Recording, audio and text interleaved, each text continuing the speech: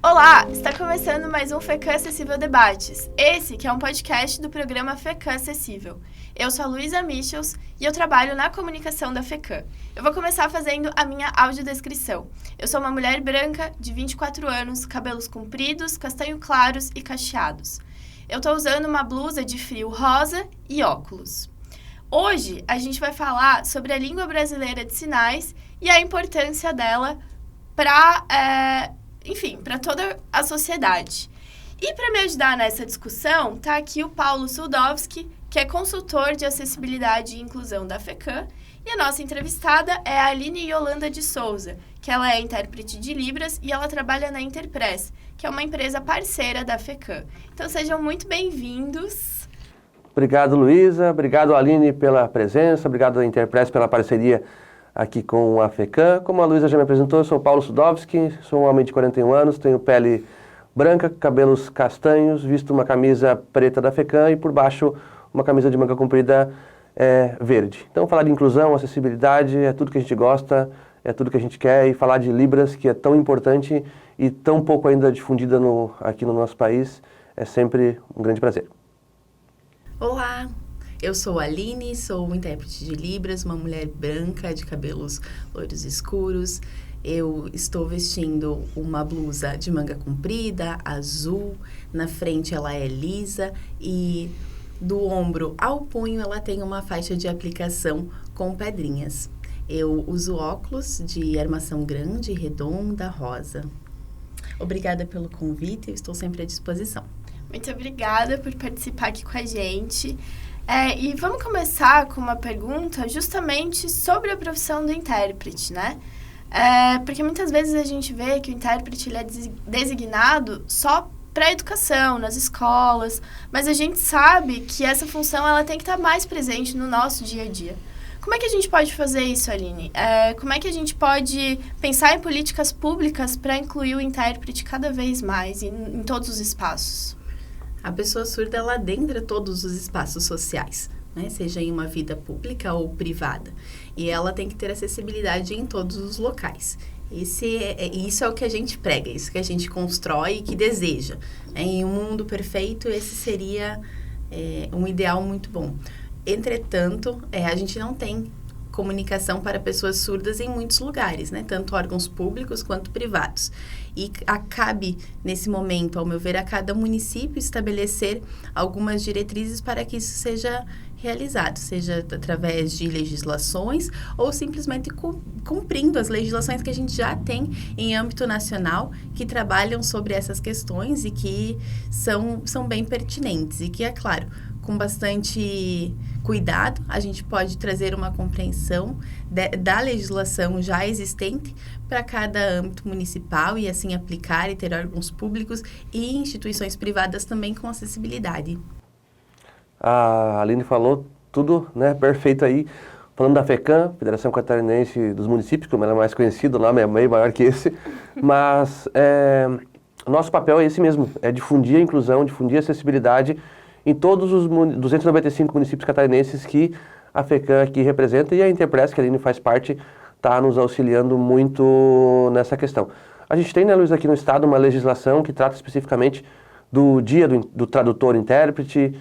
Eu queria que tu falasse um pouquinho, né, com essa legislação, e depois a Aline explica a importância dela e fala um pouquinho mais, né, Luiz?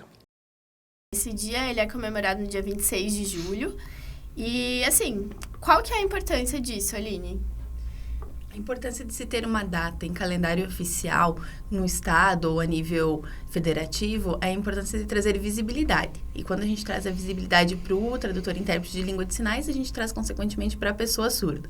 Estamos em lugares de muita visibilidade quando a pessoa surda não é protagonista e sim receptor daquela fala, mas quando estamos com um surdo protagonista em seu lugar de fala, nós estamos em um lugar de invisibilidade, dando simplesmente a possibilidade dessa pessoa surda ser sim o protagonista de forma eficaz, eficiente naquele momento.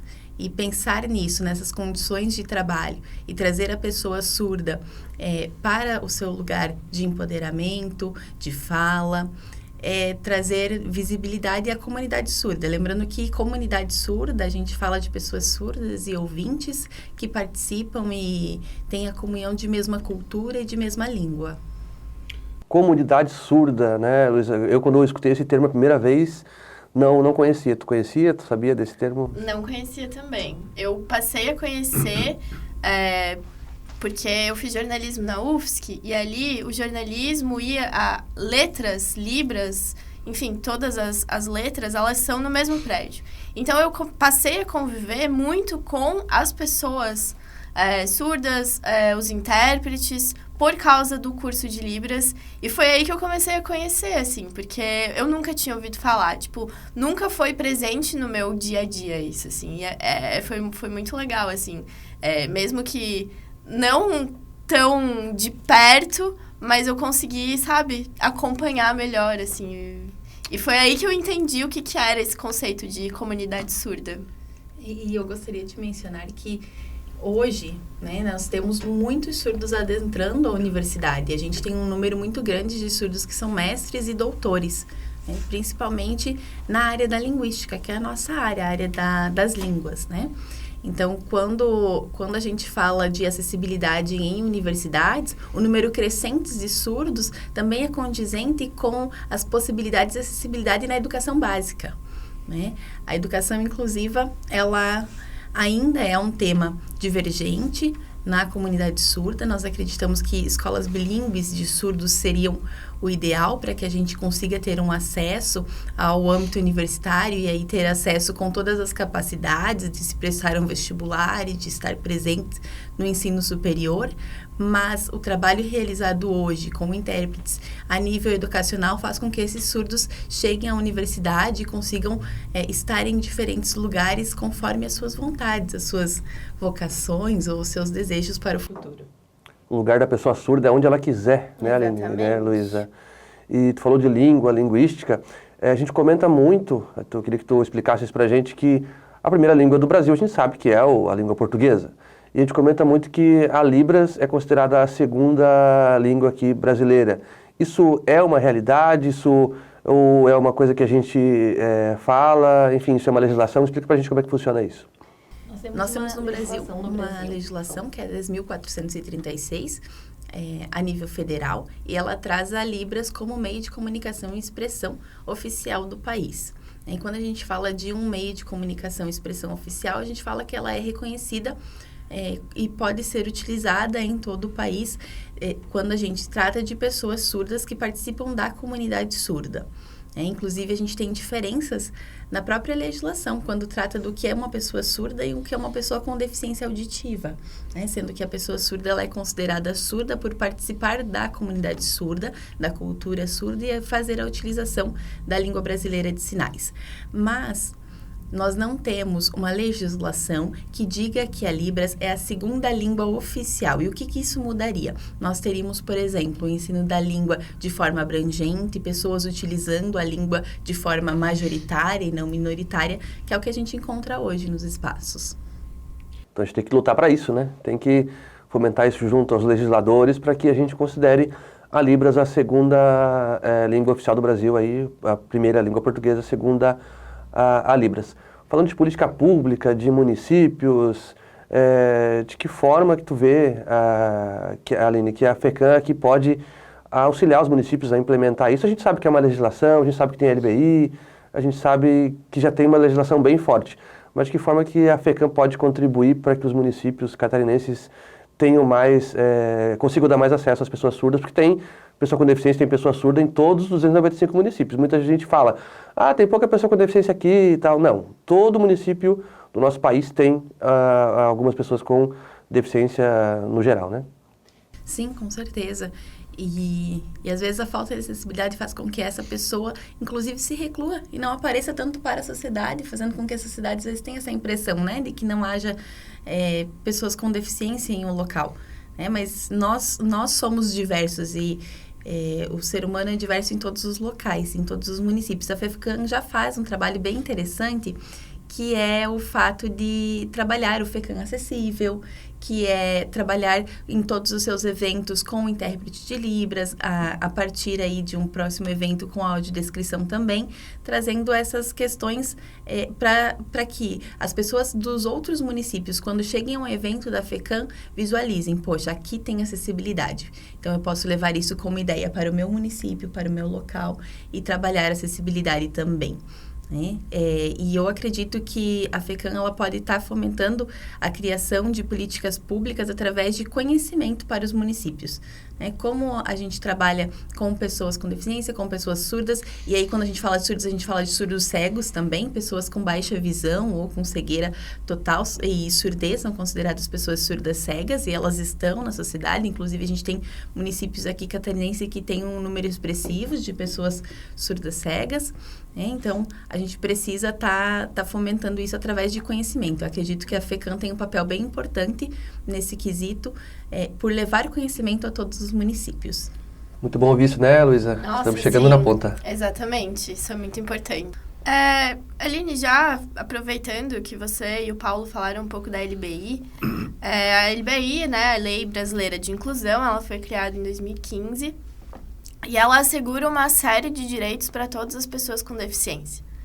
Só que a gente sabe que na prática não é bem assim.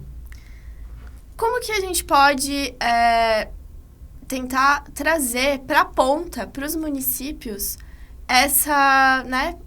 mais ações para que a gente consiga cumprir a LBI? Quando eu falei antes, né, de o surdo ser protagonista e estar em seu lugar de fala, é um movimento de empoderamento.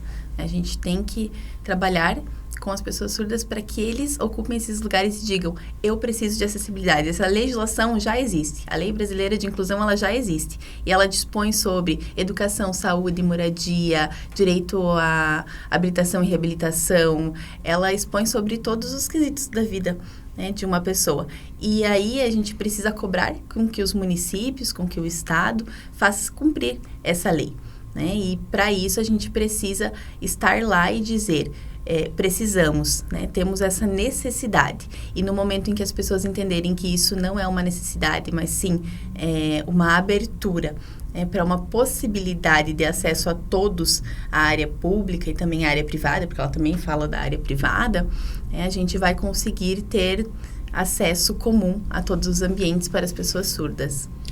Não volta mais atrás, não tem mais retorno. A acessibilidade é uma porta que se abriu. A gente vem lá atrás, Luísa e Aline, lá da época da segregação, né? Antes ainda da época que nós, pessoas com deficiência, não tínhamos nem direito de existir, né? Porque era basicamente, a sociedade não nos considerava seres produtivos. Depois, deixa eles viverem, vamos deixar eles aí, mas na segregação. Depois, víamos na época da integração, que era colocar lá na sala de aula, colocar num cantinho ali, ou mesmo colocar numa empresa para trabalhar, mas pagar um salário bem pequenininho e tal.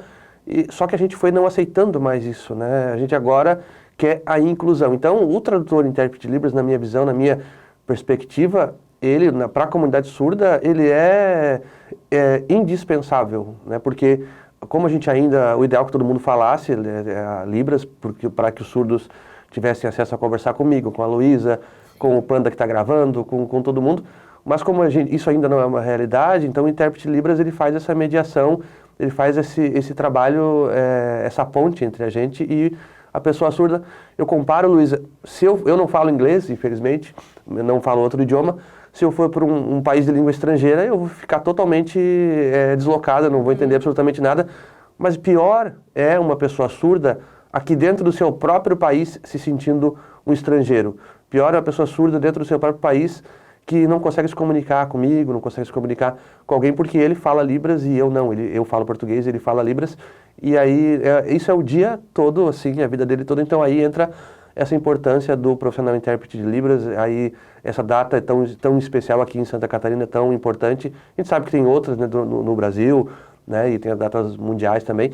Mas Santa Catarina, acho que dá um avanço, sim, a lembrar. Eu sempre acho que quando você amplia um direito, tem a Convenção da ONU que garante o direito X. Então, por que eu preciso colocar em mais uma lei federal? Por que eu preciso colocar numa lei estadual? Por que eu preciso colocar numa lei municipal? Para mim, não importa. Quanto mais leis a gente tiver reafirmando o direito da pessoa com deficiência, seja de âmbito municipal, estadual e federal, mais fortalece aí o nosso direito. E assim, quando a gente fala de intérprete de Libras, de tradução, a gente tem que tratar disso enquanto um recurso humano de acessibilidade. Porque o que a gente vê aí? Ai, meu espaço é acessível. Ele tem rampa, ele tem elevador, às vezes ele tem um piso tátil que plaquinha em braille, mas nem sempre está correto, né? A gente sabe que a rampa, que o piso, que às vezes não está correto, né?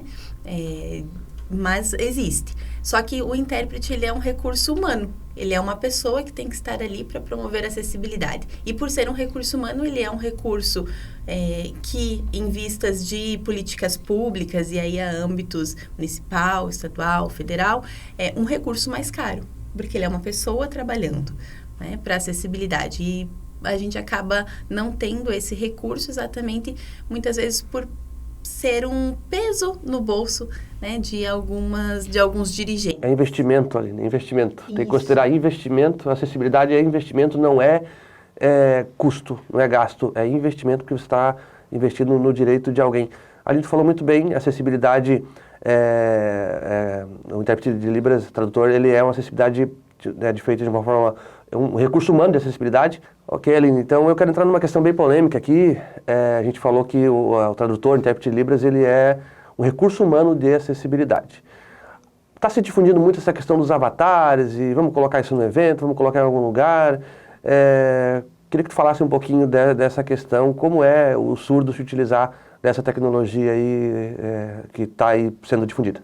Sim, ela é um recurso, ela é uma possibilidade, né, para que, ao meu ver, muito mais para que as pessoas utilizem língua de sinais para aprender, né, aprender algum sinal, aprender em alguma situação. Mas ela não é um recurso de tradução, de interpretação que deveria ser utilizado, tá? Tanto em ambientes que tenham algum evento ou um ambiente comum, como, por exemplo, um órgão público, onde a gente já vê a utilização de avatares, infelizmente, quanto em sites, em sítios de internet.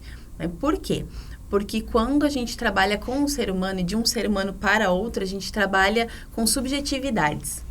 Né? E a interpretação ela é muito mais do que trabalhar com duas línguas. Ela é trabalhar com uma pessoa e com todo o subjetivo e o contexto que aquela pessoa está inserida. Né? Então, nós precisamos ter sensibilidade, nós precisamos trazer a língua de forma correta. Infelizmente, a gente não tem ainda nenhum software que faça esse trabalho de tradução de língua numa linguística correta. Então, a gente não vai ter uma frase exatamente perfeita dentro de um texto como um todo, assim como a gente vê em softwares de tradução que a gente tem hoje, como o Google Tradutor, enfim, alguns sites, né? E o avatar assim também, né? O avatar não vai trazer a língua de uma forma correta. Então, nós trabalhamos de um ser humano para outro ser humano, com todas as subjetividades, os contextos, e o avatar não consegue trazer todas as questões humanas. Para que o pessoal entenda, né? Pega o ditado do seu celular agora, ou pega aí o seu assistente pessoal e começa a falar com ele e vê se ele vai te responder com 100% de exatidão. Eu uso muito, né? Porque eu sou uma pessoa com deficiência visual, então eu uso muito ditado e sei quantas frases eu já mandei errada para o meu amigo, até acabei falando besteira pro meu amigo aí, porque eu acabei editando e acabei mandando sem perceber, só percebi depois. Então, porque o pessoal olha o avatar ali fazendo, a Libras, enfim, acha que ele tá fazendo tudo correto e não tá. Tá contigo aí, Luísa. Nossa, essa questão do avatar mesmo, eu acho que eu nunca tinha parado para pensar, assim, que realmente é de humano para humano, né? De pessoa para pessoa. E quando a gente tem ali uma inteligência artificial, ela nunca vai ser exatamente perfeita do jeito que precisa ser para ter essa conexão mesmo entre as pessoas, né? Exatamente. A acessibilidade, recursos humanos, nada substitui a participação desse humano. Eu faço uma analogia também, para nós que somos pessoas cegas, utilizamos nossos leitores de tela. Eu prefiro muito mais, Luísa, ouvir um audiolivro, por exemplo, alguém lendo, que dá aquela emoção, que dá aquilo de verdade, do que um leitor de tela, que é muito útil, eu não dispenso ele, eu vivo o meu celular falando comigo o dia inteiro, mas não dispensa jamais um ser humano aqui com a gente. Muito boa a nossa conversa, nossa discussão. Gostei muito, Aline, de conversar contigo. Paulo, você quer falar mais alguma coisa? Não, eu só queria... Aline? Se a gente esqueceu de alguma coisa, Aline, que tu acha importante falar... Eu sei que tem concurso público, eu sei que tem edital que deveria ser traduzido em Libras, porque o surdo não consegue ler o português, mas daqui a pouco a gente vai chamar a Aline e o pessoal da Interpress outras vezes para falar especificamente disso, mas alguma coisa que você acha importante, que a gente acabou esquecendo, não vamos deixar passar, Aline, tá contigo. Eu acredito que a gente tem que falar de pessoas surdas sendo tradutores e intérpretes, né? A gente tem tradutores e intérpretes de alta qualidade que são pessoas surdas, né? A gente tem que falar sobre eles. Tanto de uma língua de sinais para outra língua de sinais, então se um surdo falar com um surdo aqui do Brasil falar com um surdo dos Estados Unidos, a gente vai precisar de um tradutor intérprete. Esse profissional pode ser um profissional surdo que domine as duas línguas. A gente pode fazer traduções das mais diversas com profissionais surdos e que estão ganhando o mercado de trabalho hoje e vem com muita força, porque é uma pessoa que utiliza da sua primeira língua, da sua língua de conforto, da sua língua materna para fazer as traduções. Então, com um potencial muitas vezes maior do que o nosso, que somos pessoas ouvintes e que temos a aquisição da língua tardia, né? Que aprendemos a língua muito mais tarde. Recado dado, Luísa? Recado dado. Só aproveitando, então, para fazer aqui uma propaganda do nosso congresso, o COMAC, que vai ser um evento completamente acessível. A gente vai ter a própria Aline lá e a Interpress fazendo... Interpretação em Libras. A gente vai ter audiodescrição. Então, vai ser um evento completamente acessível para todo mundo. E o COMAC, as inscrições ainda estão abertas. Ele acontece de 9 a 11 de agosto. E a gente conta com a presença de todo mundo. Vai ser aqui na Hard Rock Live Arena, que é aqui em São José. Então, fica aí o convite para todo mundo se inscrever e participar. Para nós é um orgulho estar com a FECAM. Nós somos, a Interpress é a primeira empresa de tradução e interpretação de Libras do país e a gente vem crescendo bastante. E o trabalho da FECAM, de forma acessível, vai trazer todos os municípios, com certeza, e de Santa Catarina, essa inspiração para que os municípios também sejam acessíveis em seus eventos. Contem sempre conosco, com a Interpress, a gente está disponível. FECAM fazendo história, Luísa. É a primeira federação federação de municípios do país a trabalhar acessibilidade e vai ser o primeiro congresso do gênero a trabalhar acessibilidade também. Então, até o mês que vem, Luísa, então, próximo FECAM Acessível e Debate. Muito obrigada. E a gente se despede, fica por aqui. Até mais.